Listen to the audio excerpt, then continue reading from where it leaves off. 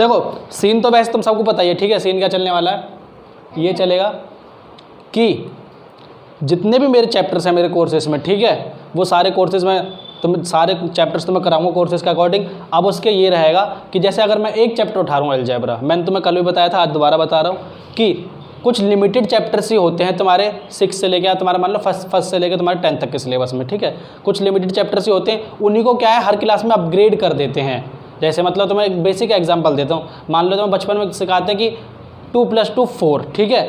उसी से अगली क्लास में तुम क्या सिखा देंगे कि 23 + 45 = what, ठीक है। इस तरह से अपग्रेडेशन होता है ना तुम्हारा। इसी तरह से चैप्टर जो पर्टिकुलर जो बेसिक कॉन्सेप्ट है वो सब में बेसिक मतलब चैप्टर का नाम सेम ही रहेगा, उसमें जैसे जैसे अपग्रेडेशन होगा थोड़ा सा चैप्टर का नाम चेंज हो जाएगा, बाकी बेसिक फंक्शन वही लगेगा जो तुम्हारे स्टार्टिंग से लगता हुआ आ रहा है। इसलिए मैं अगर एक चैप्टर उठाता हूँ, जैसे मान लो हमने अलजेब्रा उठाया, तो अलजेब्रा करते ही हमारे काफ़ी ज़्यादा बुक्स के मतलब तुम्हारे 6 से लेकर 10 तक की बुक्स के काफ़ी चैप्टर्स निपट जाएंगे। जस्ट लाइक हमारे 6 क्लास के बुक के कितने चैप्टर निपटेंगे, फर्स्ट चैप्टर मतलब एक चैप्टर निपटेगा अलजेब्रा नाम का, ठीक है।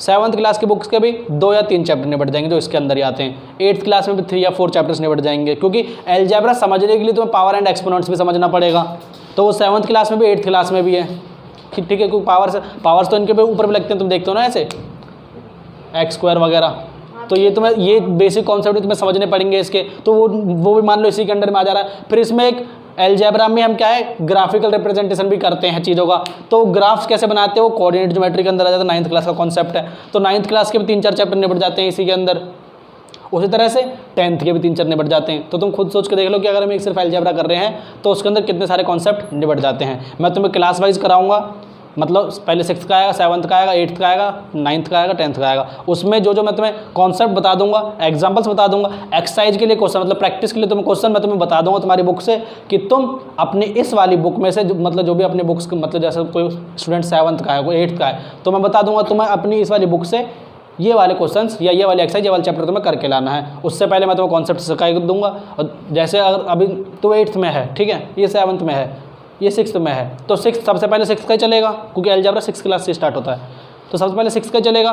तो वो तुम्हें प्रैक्टिस करने की जरूरत पड़ेगी नहीं, ठीक है, क्योंकि वो तुम पहले ही कर चुके हो। लेकिन अगर तुम्हारा मन करे तो एक बार कर लेना, ठीक है, ना मन करे तो कोई बात नहीं, तुम सीख जाओगे, ठीक है। उसका जब 7th का आएगा मैं तुम्हें बता दूँगी ये वाला कॉन्सेप्ट 7th में है, तो 7th वाले ध्यान दें, ठीक है। उसके बाद उन्होंने कॉन्सेप्ट सीख लिया अपना, वो अपनी बुक से प्रैक्टिस कर लेंगे, ठीक है। फिर 8th का आएगा, 8th में दोबारा बता दो भाई ये वाला कॉन्सेप्ट 8th में है, तो तुम अपनी बुक से प्रैक्टिस कर लेना, ठीक है, ये चैप्टर्स का तो ध्यान रखना। और बाकी मैं बताता हूँ तुम चलूँगा कि इस वाली बुक से ये वाला क्वेश्चन तुम्हें प्रैक्टिस करना है, सिंपल सी बात ये है, ठीक है। इसी तरह से हम अपने सारे चैप्टर्स करेंगे, मैथ्स के भी, साइंस के भी। मैं सोच रहा हूँ तुम्हारा शेड्यूल इसको कुछ इस टाइप से रखूँ कि जैसे आज मतलब आज वीक स्टार्ट है, मंडे आज, ठीक है, तो मंडे से फ्राइडे, सैटरडे की छुट्टी नहीं, सैटरडे की छुट्टी नहीं होगी बेटे, मंडे से फ्राइडे आपका फर्स्ट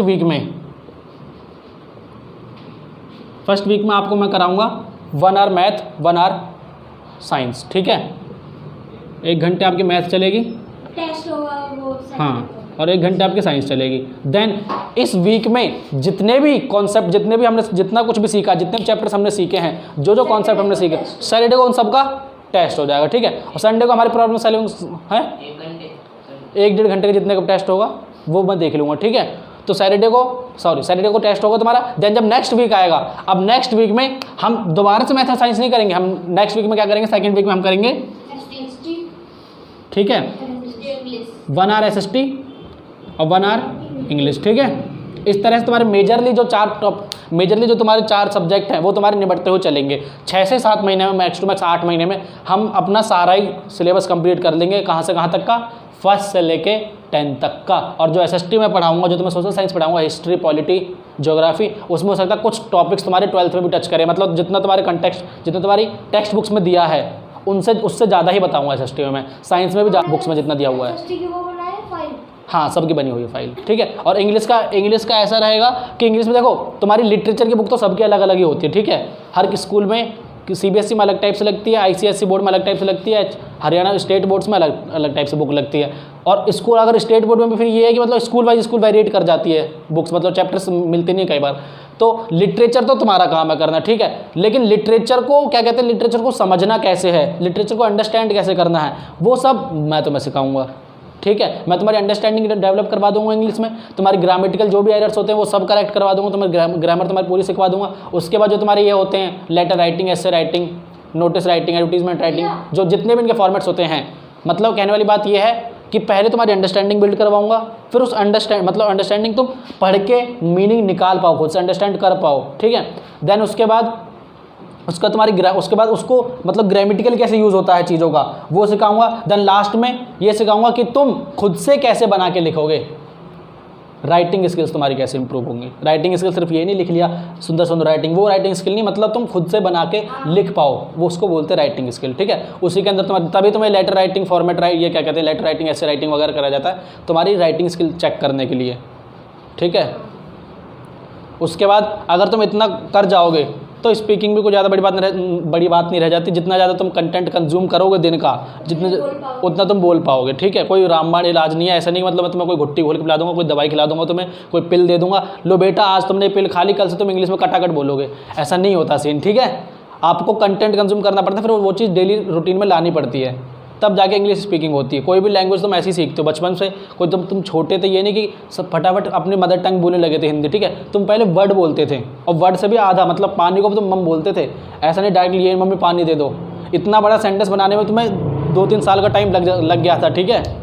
तो सिंपल सी बात है, जब तुम नई लैंग्वेज सीख रहे हो उसमें भी सीखने में टाइम लगेगा ना, और फिर उसका यूज़ भी तो देखो कितना ज़्यादा है, ठीक है।